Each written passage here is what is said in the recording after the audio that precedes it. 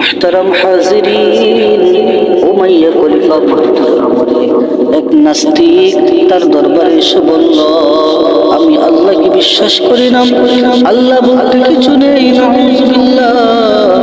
এই পৃথিবী এবং সবকিছু স্বভাবতই সৃষ্টি হচ্ছে, ধ্বংস হচ্ছে, মানুষ জন্মগ্রহণ করছে, মৃত্যুবরণ করছে, সব কিছুই প্রকৃতির লীলা খেলা।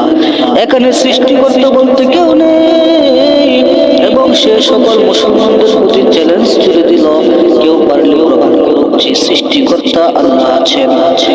মানুষ হেতুক নিঃস্বাধীন মানসিকতাকে, নিজের শক্তিকে একটা উদ্দেশ্য অধীন করে রেখেছে। বড় কঠিন মাসআলা, কে নাস্তিকের চ্যালেঞ্জ মোকাবেলা করবে? খলিফা চিন্তায় পড়ে গেলেন, কি করবেন? অবশেষে তিনি জামানার সবচেয়ে বড় আলেম ইমামে আযম আবু হানিফা রাহমাতুল্লাহি আলাইহি রাজদরবারে তলব করলেন। ইমাম আবু হানিফা রাহমাতুল্লাহি আলাইহি বাগদাদ শহরে নদীর এক প্রান্তে বাস করতেন, আর রাজদরবার ছিল অপর প্রান্তে। রাতের বেলা খলিফার দূত এসে বলল, হযরত, খলিফার দরবারে এক নাস্তিক এসে আল্লাহর অস্তিত্বকে অস্বীকার করছে। সে বলছে আল্লাহ বলতে কিছু নেই। তার চ্যালেঞ্জ মোকাবেলার জন্য খলিফা আপনাকে স্মরণ করেছেন। ইমামে আযম আবু হানিফা রাহমাতুল্লাহি আলাইহি বললেন, যাও, আমি আসব। দূত ফিরে গিয়ে বলল, আপনার অপেক্ষা করুন, ইমাম সাহেব আসছেন। রাতের বেলা দরবার বসেছে, দরবারে খলিফা, আমির, উমারা, গণ্যমান্য ব্যক্তিবর্গ বসে আছেন, আর নাস্তিকও আছে।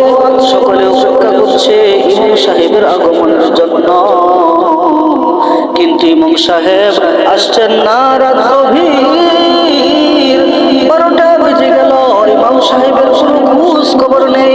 নাস্তিক বেজায় খুশি হয়ে গেছে।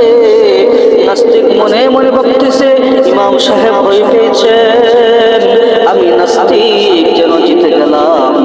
এরপর খলিফা অনেক চিন্তায় পড়ে গেলেন। দরবারের লোকজন পেরেশান হয়ে গেছে। ইমাম সাহেব ওয়াদা করে আসলেন না। রাত 1টা বাজে, ঠিক এমন সময় ইমাম সাহেব দরবারে প্রবেশ করলেন। সকলেই তার সম্মানে দাঁড়িয়ে গেল। খলিফা অত্যন্ত আদবের সঙ্গে জিজ্ঞেস করলেন, হযরত, এত দেরি কেন করলেন? রাত 8টা বাজে সংবাদ পাঠালাম, আর আপনি এখন 1টা বাজে আসলেন। ইমাম সাহেব বললেন, আমি আসছিলাম, মধ্যে এক বিস্ময়কর ঘটনার সম্মুখীন হওয়ার আমার আসতে একটু বিলম্ব হয়ে গেছে। আমি সারা জীবন কাণ্ড আর কখনো দেখিনি। খলিফা জিজ্ঞেস করলেন, হযরত, কি ঘটনা? এবার ইমাম সাহেব বললেন, আমি তো দরবারে আসার জন্য রওনা হয়েছিলাম। অন্ধকার রাত, মাঝখানে দজলা নদী।